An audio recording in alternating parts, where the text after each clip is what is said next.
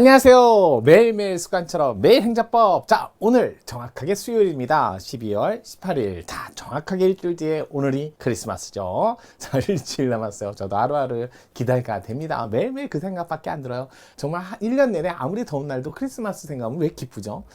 정작 또 크리스마스 날은 또다시 1년을 기다려야 된다는 생각에 또 힘들지만 그래도 기다리면 오잖아요. 마찬가지요. 여러분의 실력도 매일매일 행정법을 하시다 보면 반드시 옵니다. 합격도 옵니다. 자, 그럼 오늘 12월 18일 살펴볼게요.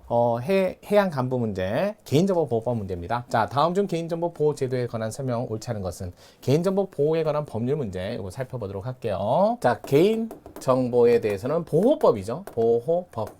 원래 공공기관이 가진 개인정보 보호법이었는데 지금은 개인정보에 관해서는 일반 사인단체 대부분의 일반적으로 개인정보가 널리 퍼져 있기 때문에 공공기관만이 보호할 내용은 아니다. 그래서 앞에 있는 공공기관이라는 한정된 수식어를 제거해버리고 누구든지 이렇게 돼버린 거야. 누구든지. 자, 개인정보를 보유하고 있으면 이 법의 적용 대상이 됩니다. 하지만 개인정보야 이거 헌법에 이렇게 자 21조 표현의 자유에서 알 권리가 있고요. 여기는 21조 표현의 자유에서는 알 권리, 자유에서는 알 권리고요. 그래서 이렇게 나온 알 권리에 근거해서 나온 게 바로 공공기관 정보공개법이에요. 그에 반해서 자 어느 하나의 기본권, 어느 한 조문에 한 규정에 포괄이 안 돼서 그래서 열거되지 않은 독자적 기본권으로서 기본권에 해당되는 개인정보 자기결정권. 개인정보는 자기 스스로 알아서 자기결정권 여기서 나온다는 거죠. 그래서 이 기본권에서 나온 게 바로 개인정보 보호법이라는 법률이에요. 이렇게 좀 헌법상 이런 거 행정법에서도 헌법 문제가 나오니까 이런 부분만은 좀 체크해 놓고 암기하는 게 중요하죠. 그래서 개인정보 보호법에 그러면서 이제 나오는 거죠. 뭐 2조의 정의에 보면 개인이란, 그래서 2조의 정의 편에 보면 이제 개인이란 여기서 살아있는 사인을 전제로 합니다. 그러다 보니까 돌아가신 분 사자라든지 존재하지 않는 허무인 이런 분들은 대상이 아니고 또 법인 이것도 대상이 아니라는 거 이런 것들은 좀 암기하셔야죠. 그래서 살아있는 사인 또 두 번째 정보라는 것은 자 일반적인 개인정보는 공개되지 않은 정보만을 얘기하는 게 아니라 정보뿐만 아니라 더 나아가 이미 널리 알려진 공개된 또는 공지된 같은 말이죠. 된 정보도 포함된다.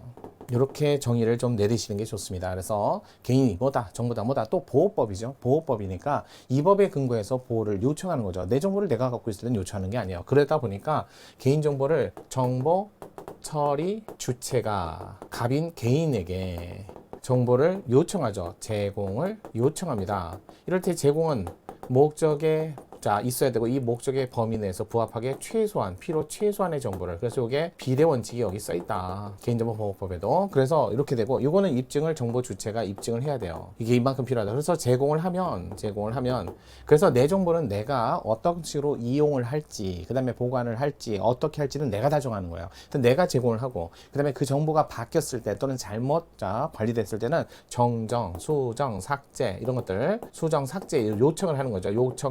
삭제 요청도 할 수 있다.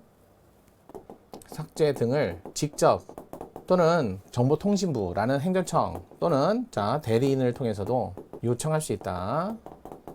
물론 정보 처리 주체가 직접 제공 요청도 하지만 제3자를 통해서도 요즘에는 여론조사도 제3자 전문기관들이 따로 있듯이 그렇게 자 이렇게 갖고 하다가 불법적으로 유출됐을 때 피해 발생하면 5배 범위 내에서 피해 발생 안 해도 300만 원 범위 내에서 또 단체가 개인정보에 대해서 소송을 할 수 있는데 단체는 손해배상 소송, 피해 소송이 아니라 중지, 정지라는 정보 유출에 관한 그런 행위에 대한 단체 소송, 단체들은 요건도 있다는 것도 꼭 알아두시고요. 자 이럴 때 일반적으로 개인정보보호법의 내용인데 자 개인정보보호법에 보면 민감정보라고 있어요. 여러분 대부분 보면 질병 같은 거라든지 이런 거 굉장히 민감한 정보예요. 그런 정보에 대해서는 일반적으로 동의를 받거나 법이 필요하다고 인정할 때 그래서 코로나 사태 때 그때는 당사자 동의 없어도 그 사람의 동선이라든지 이런 것들을 파악할 수 있는 이런 것들을 알아볼 수 있었어요. 그래서 법이 또는 개인의 동의를 받아 민감정보 대표적으로 코로나 사태를 생각하시면 될 것 같아요. 그렇게 하고 개인정보보호법 보시고요. 그래서 제일 많이 정답으로 나왔던 게 이미 공개된 널리 알려진 정보도 또 개인정보는 형태는 아무것도 따지지 않아요. 형식은 그래서 이게 일기 형식이든 사진이든 그다음에 복사물이든 본인이 필사한 거든 그런 것들은 전혀 가리지 않습니다. 정보의 형태나 이런 것들은 어떠한 것든 불문이다. 그래서 그거를 잘 관리하라는 거죠. 그게 이제 유출됐을 때 관한 문제고요. 개인정보 제도 설명으로 가장 옳지 않은 걸 해당 정보만 특정 개인을 식별할 수 없어도 다른 정보와 결합하여 이런 뜻이에요. 하나, 자, 대표적인 게 아이디죠. 아이디. 자, 요즘에 아이디만 딱 보고 이게 정의도 알 수 없죠. 제 아이디는 알 수 있나요? 자, 그런데 그 밑에 보니까 그 사람의 설명 내용을 보니까 이거 정명수님 같은데? 이렇게 나올 수도 있다는 거예요. 그래서 자, 그 자체 개인을 식별할 수 없어도 다른 정보와 결합하여 개인을 식별할 수 있는 정보라면 그것도 개인정보의 보호 대상이 됩니다. 두 번째, 가명, 익명, 가명 정보도 개인정보. 그다음에 세 번째, 이미 공개된 개인정보, 정보 주체 동의가 없다고 있었다. 동의가 있었다. 객관적으로 인정되는 범위 내에서 처리할 때는 별도의 정보 주체 동의를 받지 않는다고 하여 개인정보법을 위반한 것이라 할 수 없다. 맞죠? 그다음에 동의가 있거나 법의 이렇게 나와야 돼요. 민감한 정보, 법령에 민감 정보 처리를 요구하는 경우에도 정보 주체 동의 받지 않으면 아니에요. 법령이 요구하는 경우라면 그러면 민감 정보 동의 없어도 처리할 수 있습니다. 요 부분이. 그래서 정답은 4번. 자, 객관적으로 뭐 법령이 요구하는 법령의 규정이 있는데 개인이 그걸 하지 마세요. 그런 건 아니죠. 이 법 자체가 국민적 합의에 의해서 만들어진 아마 간접적 동의라도 있으니까요. 자, 이렇게 해서 정답 4번이었습니다. 간단히 살펴봐도 금방 알 수 있는 문제가 아닌가라는 생각이 드는데요. 좋은 문제였어요. 자, 그러면 다음 시간에도 이 문제 이어서 뭐 또 다른 문제 계속 해갖고 주말에까지 목금 쭉쭉쭉 저랑 같이 하시죠.